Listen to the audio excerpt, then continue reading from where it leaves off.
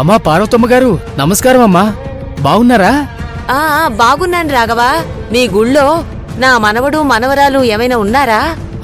వచ్చారమ్మా. ఆ అమ్మవారు పంపినట్టు అనుకోకుండా ఇక్కడికొచ్చి నా కూతురి కాపురం నిలబెట్టారమ్మా. ఇప్పుడు ఇద్దరూ కలిసి సౌభాగ్యవ్రతంలో కూర్చున్నారు. అవునా?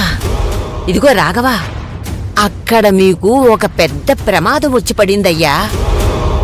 ఇప్పుడు వాళ్ళకి మీ సాయం కావాలి. అయ్యో చెప్పండమ్మా. నా మనవడు మనవరాల్ని చంపటానికి అక్కడొకడు తుపాకీ పట్టుకుని గురిపెట్టుకునున్నాడయ్యా.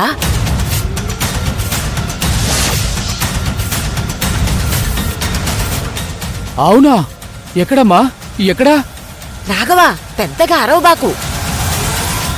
ఇదిగో, నువ్వు ముందు ఎవ్వరికీ ఏ అనుమానం రాకుండా సైలెంట్గా వెళ్ళి నా మనవరాలకి ఫోన్ ఇవ్వు. ఆ తర్వాత అంతా అదే చూసుకుంటుంది.